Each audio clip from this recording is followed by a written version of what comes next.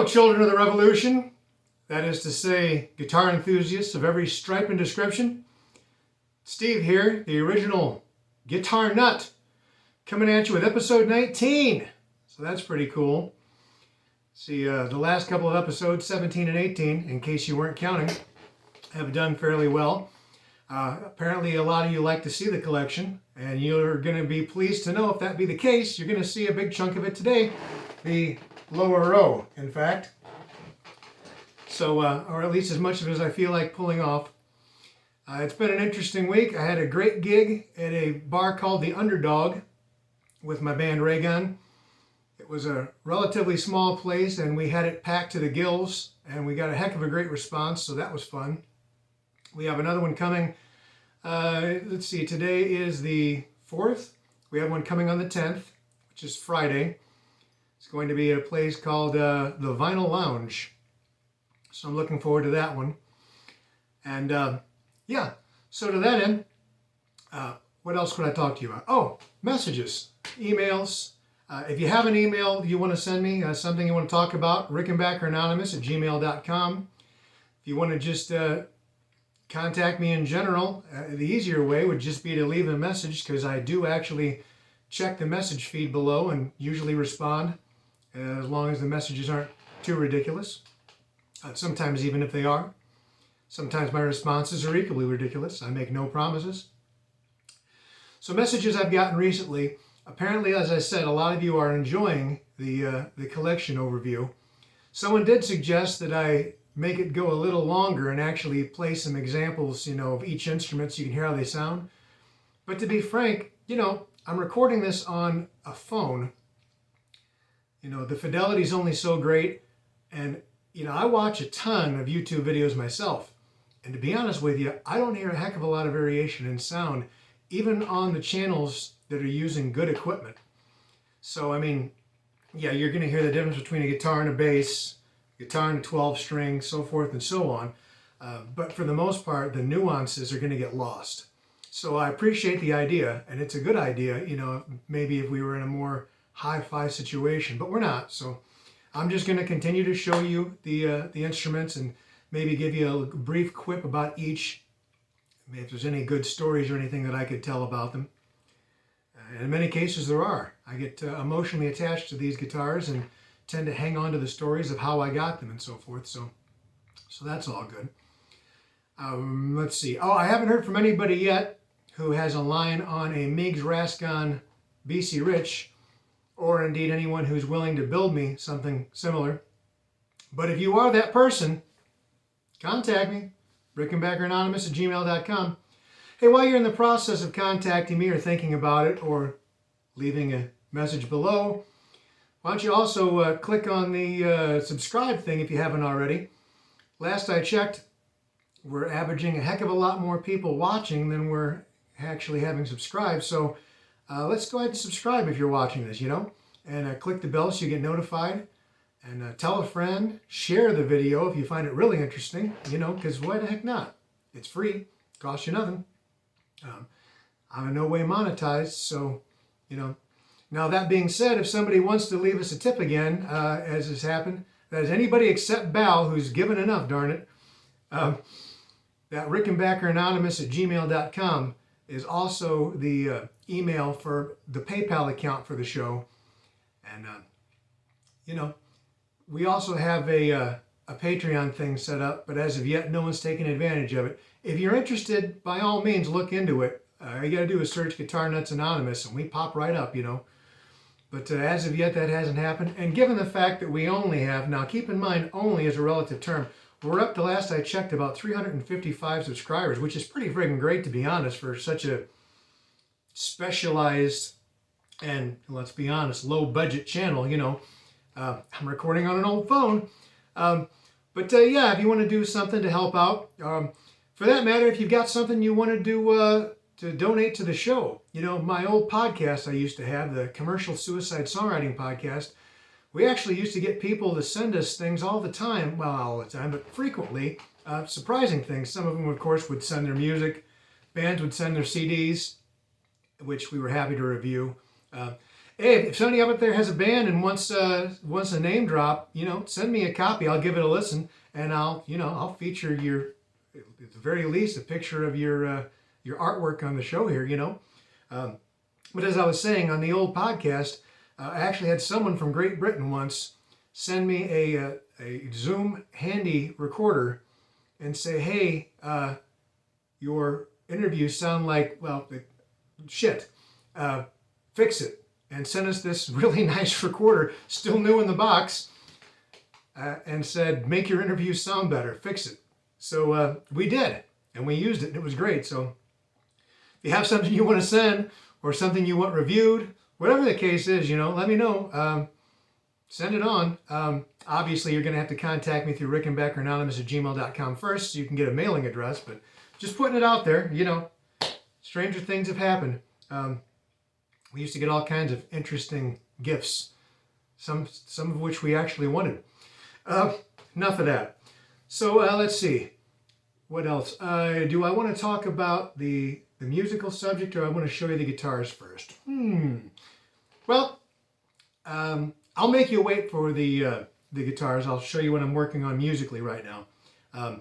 Someone actually made a comment a couple of episodes back when I was doing a review, and said, if you're interested, the actual audio starts at about 8 minutes and X seconds. You're welcome. So apparently I'm a little long-winded for some people's tastes. Fair enough. One day I might get sophisticated enough to actually, log the times for you to let you know if you want to jump ahead to something specific. But as of right now, you're just going to you'd have to fast forward through and hope for the best, or just sit through with me and enjoy it, which I was hoping, that's what I would hope you'd do. But I'm one of those guys that watches the entirety of every video I watch, assuming it, doesn't suck from the beginning. And hopefully mine don't suck from the beginning. So if you've made it this far, they clearly don't. So my band Raygun does a ton of, all essentially 80s music, bit of 70s, occasional very early 90s. And there's a lot of synth going on in many of the songs we do.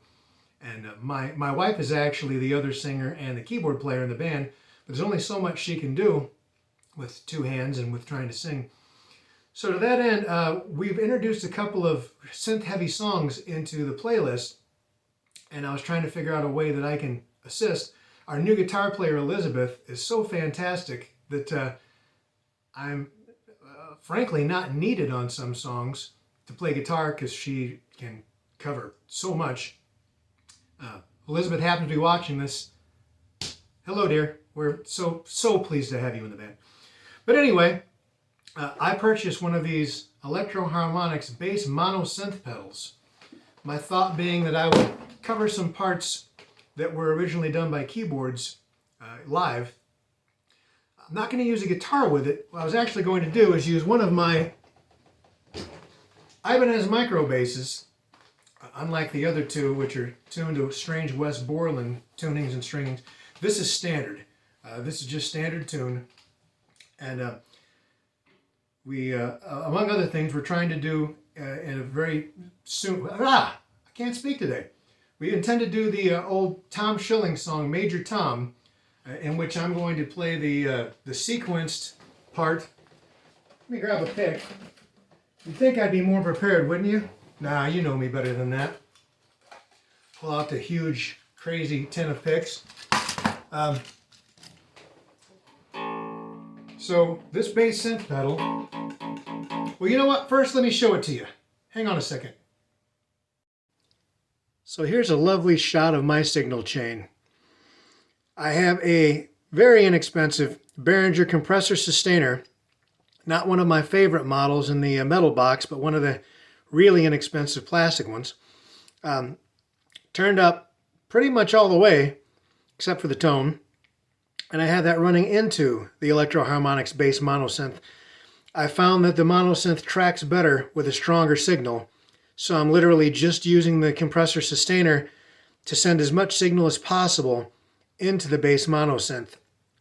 Because all it's really doing is taking the signal and generating a synth sound. So the tone coming out of the other pedal or out of the instrument, whatever the case is, really makes no difference at all if you don't have any of the bass knob, the clean knob turned up. Let's zoom in here on the mono synth. Dry, that's what I was trying to come up with. I have none of the dry signal being used at all, just the synth. So all the compressor sustainer is doing is sending as much signal as humanly possible without clipping into the bass mono synth. So there you go. And we're back in the room.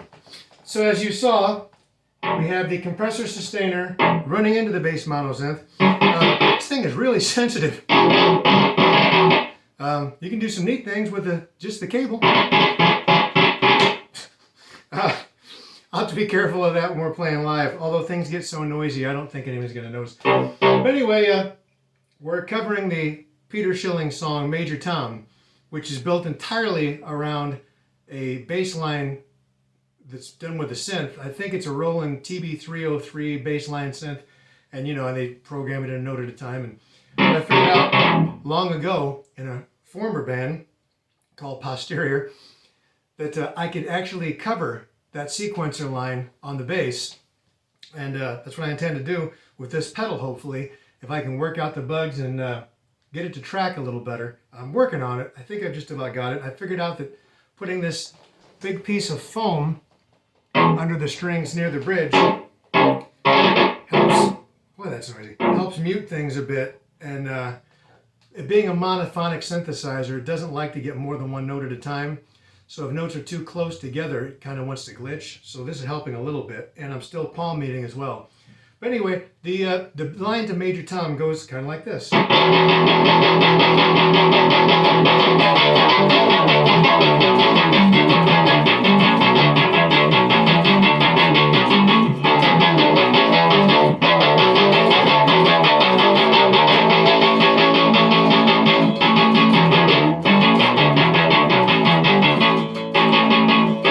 See, when it's working, it sounds pretty cool, but it's not catching every note. So I don't know. If I'm honest, I might be sending the Electro-Harmonix monosynth back and trying somebody else's synthesizer pedal, maybe Boss. There's a couple others out there. I went for the Electro-Harmonix because it was relatively inexpensive, but got to get a little better tracking than that.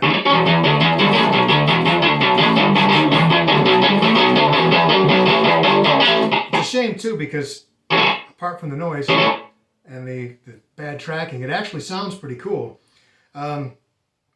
We're also going to be covering at this very next show the Berlin song, The Metro. And it again features a synthesizer bass, which I think was performed on an old school synth where they just had the deal where you hit the key and it plays the note twice, you know, dun, dun, dun, dun, one of those kind of things. And that one,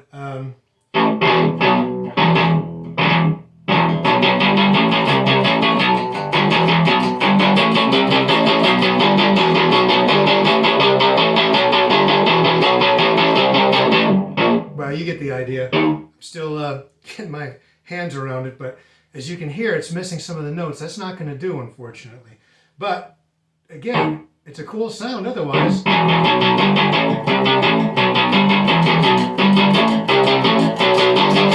But it's missing some notes, so I know it's something I'll continue to experiment with. But so I'm not going to do a full review of this pedal until I know that it's something I like, because I kind of like to mostly focus on positive reviews on this channel. So this is just a mini review. And I don't know, I'm a little bit disappointed because I was really hoping. Now I will probably still try to use this pedal at Friday's gig before I send it back, if indeed I do. See if there's anything I can do to dial it in just a little bit better at least.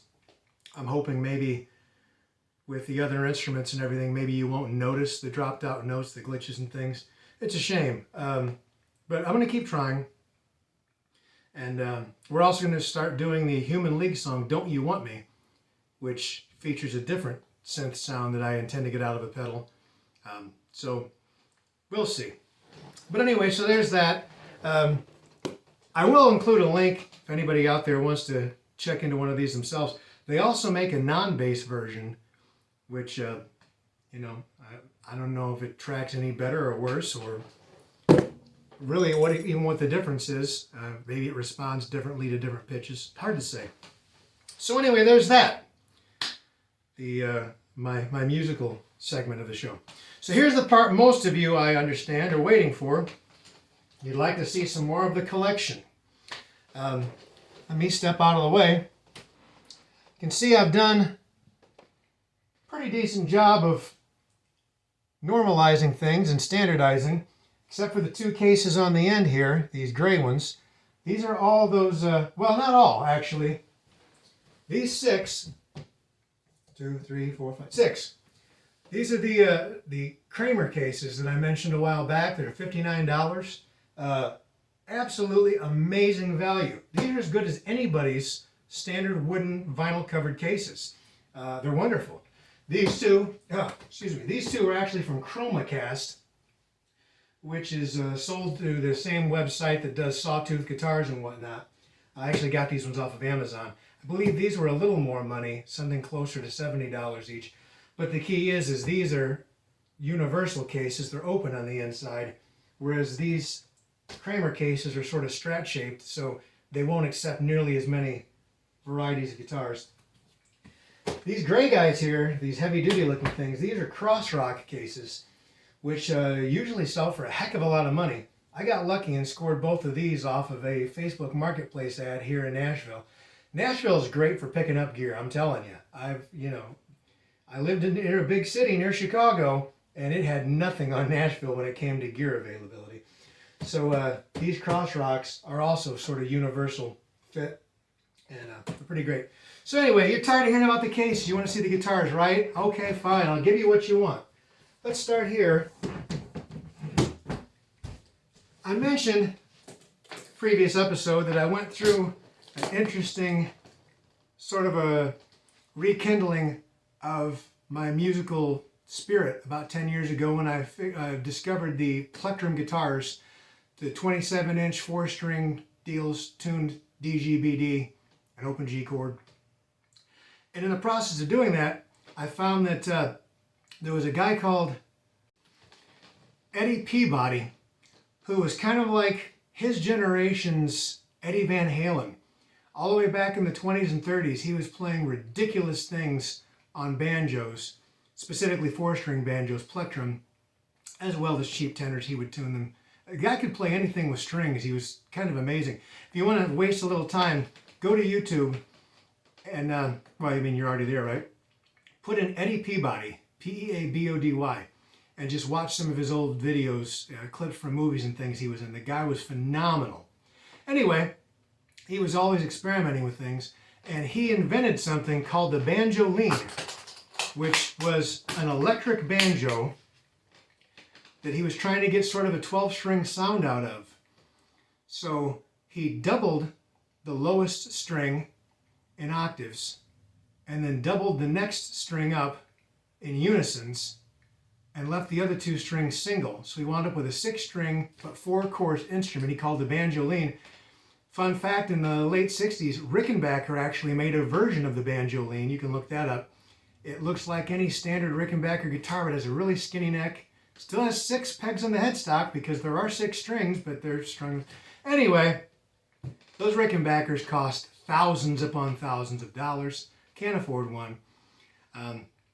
While I was having the Chinese manufacturers build me samples of what was going to be my Mongoose guitar that I'd hoped to market, I had them build me a banjoline as well. And here it is. And of course, my preferred color, green burst. And I'll come up close where you can see it. As I mentioned, it's a 27-inch scale, has Dan Electro style lipstick pickups. Again, octave string here, double string here. Well, double when it's in tune. And then see single strings. There's the headstock, the Mongoose. And yeah, this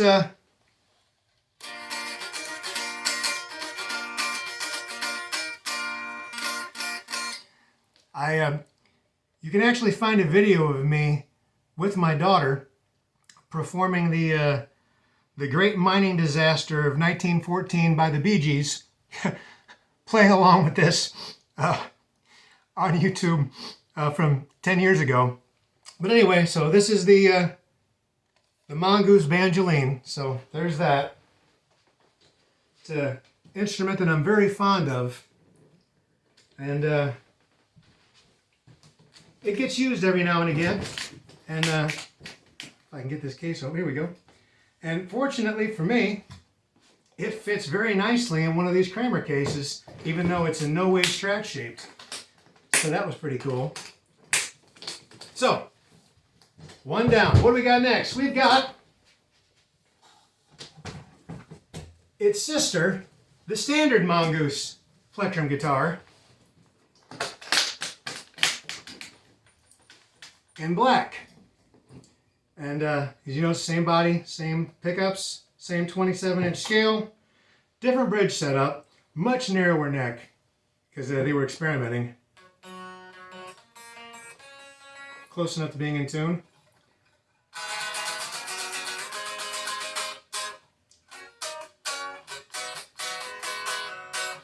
Still out of tune, but anyway, so there's the black Mongoose, 4-string plectrum electric guitar. And again, fits like a glove, even though it's in no way Strat shaped. Just a lucky break for me. So, next up we have the only guitar that I've ever financed in my whole life. Back in 1995, I had just started working for the United States Postal Service. I was feeling pretty good with myself.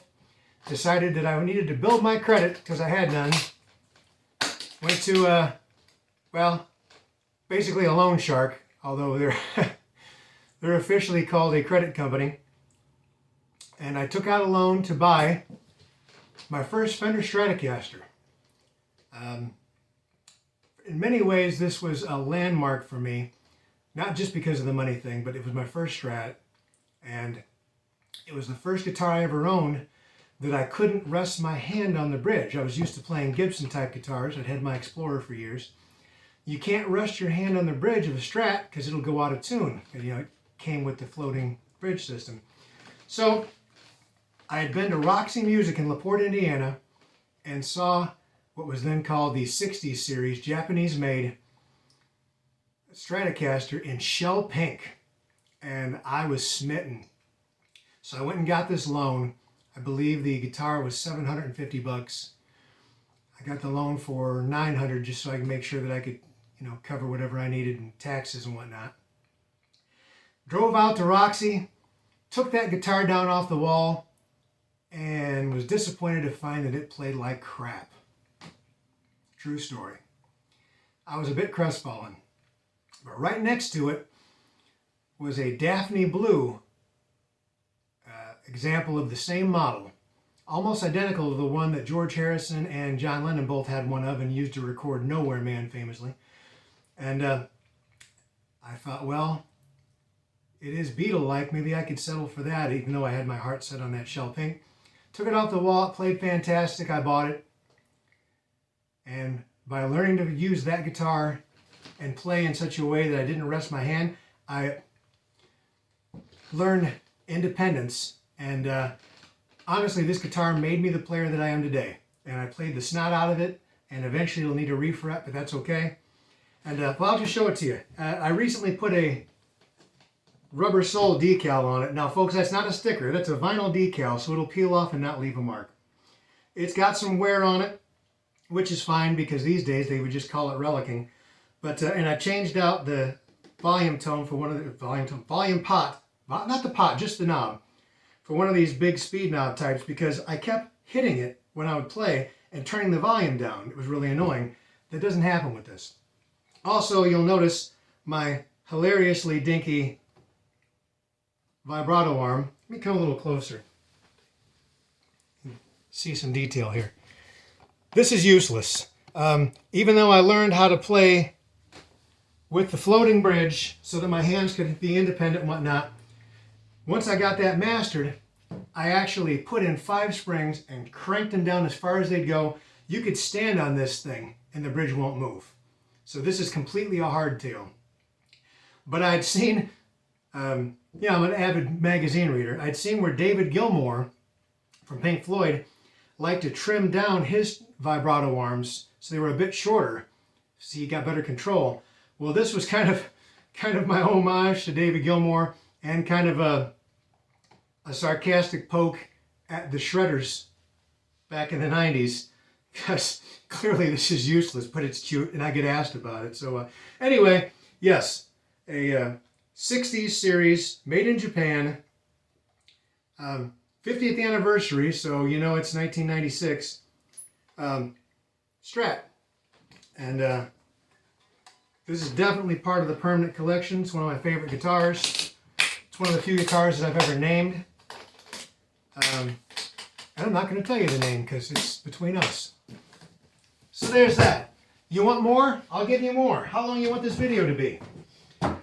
Speaking of guitars that I do play a lot, this was a relatively recent acquisition. After I got into this whole Baritone rebirth thing and rekindled my interest in playing. This I traded some things for. This is an Ibanez RGIB 6. It's a 6-string baritone with a kill switch, 1 volume, 3-position selector for the pickups. I've got huge strings on it, but I've kept it tuned to B standard because I actually really like a lot of string tension. I like the notes to jump out. And even though this in no way looks anything like any guitar that I'd be associated with, it's so shredder looking, I love this thing and I play it very frequently. And I was quite pleased to find that in spite of being baritone 27-inch scale, it fits quite nicely into this Kramer Strat case. So, something I shared with one of the baritone Facebook groups, and I understand I helped sell a bunch of these cases. So, Ibanez baritone. What next? Well, it just wouldn't do to have all these Kramer Beretta cases and not have a Kramer Beretta. So, here's my Kramer Beretta. Now, I had a brand new one in black that I sold to a friend because he really wanted it. This one I found in a pawn shop, and I think I've talked about this before, but the owner of the pawn shop let me have it for $90 because someone ruined the guitar by sanding all the finish off the back of the neck. And what they actually did was make it feel phenomenal. I absolutely adore this guitar, and I believe I'll be using this for my April Fool's Day gig at, what is the name of that place? Dina's? I don't remember. I'll let you know before the next video. But it's someplace in Madison, Tennessee. I think I'm gonna use this as my main guitar that night. If you don't already know, these Kramers, which sell between $179 and $199 depending on the finish, these, in my personal opinion, are the absolute best value in electric guitars you can get anywhere. They're phenomenal. Everyone I've picked up has good fret edges. They're not sharp. No high frets. They actually sound good with the stock pickup. I can't say enough good things about these. If you need an extra guitar, one you can leave in your trunk, take to jam nights, use for gigs, one to buy as a gift for someone, as a first guitar for a beginner, as a backup guitar for a seasoned player, you know, whatever the case, I can't recommend this highly enough. Kramer Beretta. So, and needless to say, it fits into this case just wonderfully.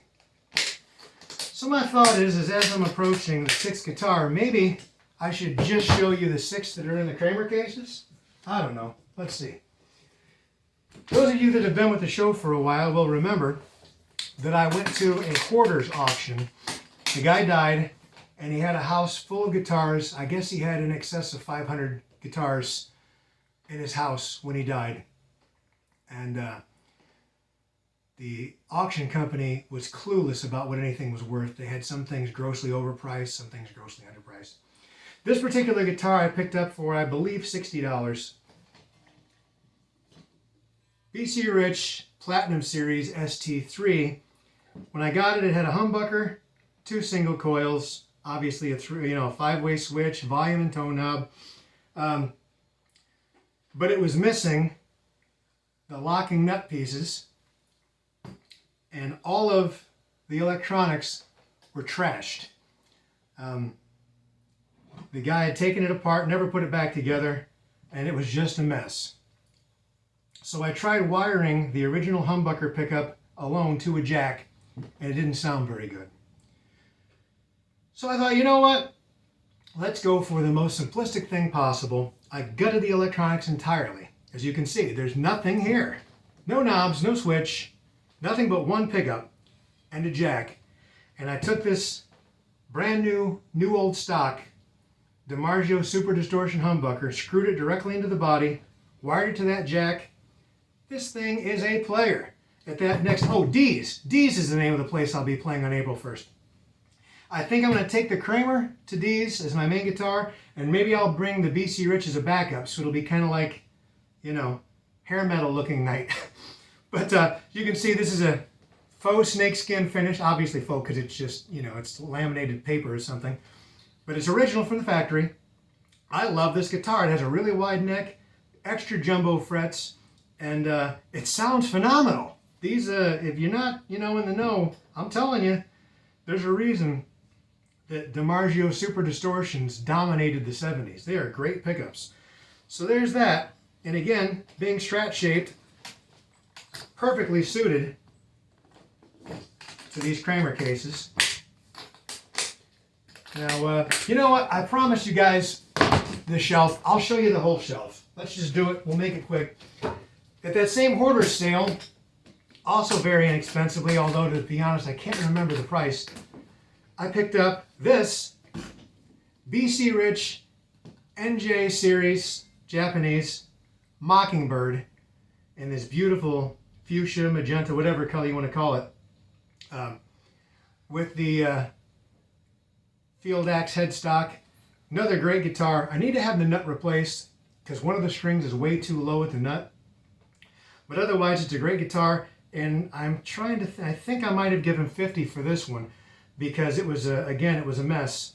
And this one actually has really good original pickups. This is from 1983, whereas this other one that I had is from the later 80s. Back at this point in time, they still had really good pickups in them. I don't know, double pole piece. These actually might be some sort of DiMarzios right from the factory. I don't know. But anyway, BC Rich NJ Series Mockingbird, 1983. So this was a great purchase. And this is in one of the ChromaCast Fits All cases. Getting quite the stack of guitar cases here. Now we're on a BC Rich kick, and I might as well include this one. The company Rare Electric Guitars, which is no longer in business as best as I know, made my #1 guitar, my Green Glow Rickenbacker copy. And I thought I'd roll the dice and try a few years later to order something else from them.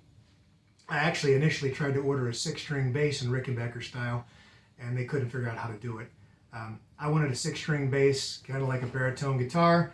They were trying to build something with a Rickenbacker body and a 6-string bass neck, like B to C, big. It was ridiculous. Didn't work out. So instead I said, hey, something I've always wanted was a BC Rich Widow, because I was actually a fan of the band Wasp back in the 80s. And the Widow, I understand, was designed by Blackie Lawless, the original bass player, who was also the singer and songwriter, and later on rhythm guitar player. Anyway, I asked him to make me a neck-through body BC Rich Widow in green burst, although it's not exactly the green burst I'd hoped for. It came out pretty cool looking for sure. Never been able to use it live. For some reason, it constantly goes sharp. I've never figured out why. Finally, someone told me it's probably that the strings are getting caught in the nut. So this is probably another one where I'll need to replace the nut. And eventually I'll probably replace this pickup with one of those DiMarzio Super Humbuckers. But it looks cool, does it not? It's a sweet looker. And yeah, one day I'll get it up and running properly and use it for some gigs, even though it's entirely out of character for my 80s new wave type band. A couple more cases, you won't be able to see me anymore. Fortunately, there's only a couple left. So let's go ahead and finish it off.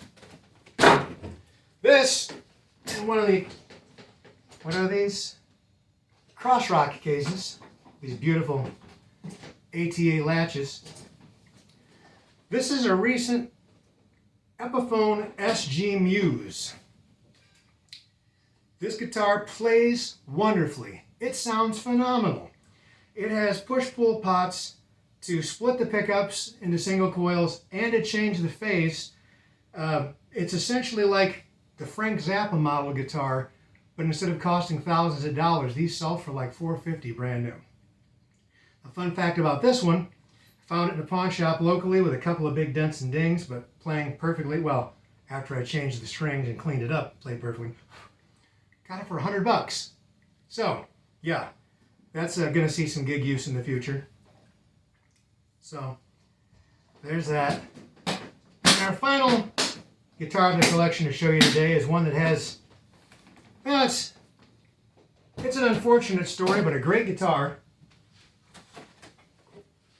This is a late 1969, early 1970 genuine Fender competition Mustang. And this was originally blue. It's turned into this beautiful John Frusciante approved green color with time and deterioration. I have the vibrato blocked. It's got all the original electronics. I string it up with 10 to 60 gauge Zakk Wylde strings, and it sounds absolutely killer. I used this on a gig last year in Bowling Green, Indiana. Bowling Green, Kentucky, sorry. Bowling Green, Kentucky, with Tommy Womack, famous of his years with Government Cheese. We both were his opening band and his backing band, and I used this throughout, and boy does this thing sound amazing. It's one of the only vintage guitars I actually have, and it's the real deal, and it is a beauty. I mean, just all the right patina and wear. People pay good money to make brand new guitars look like this.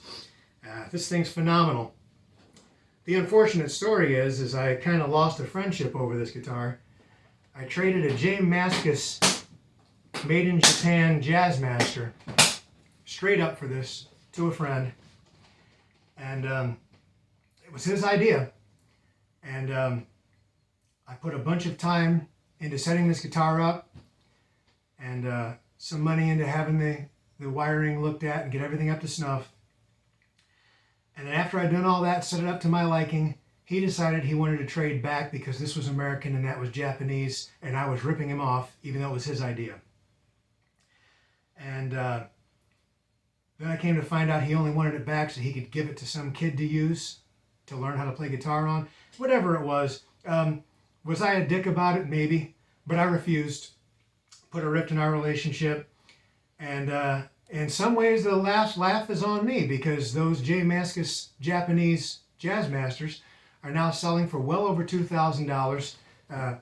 You know, pretty much neck and neck with what one of these is worth in really good condition. So, you know, in the end, he didn't get ripped off at all. And it was his idea anyway. So it's unfortunate, but so that's it. There's the bottom row, which is you would be able to see now if the stack of guitar cases wasn't here. The bottom row is now empty, which leaves us with, well, I can show you. It leaves us with this pile over here in the corner.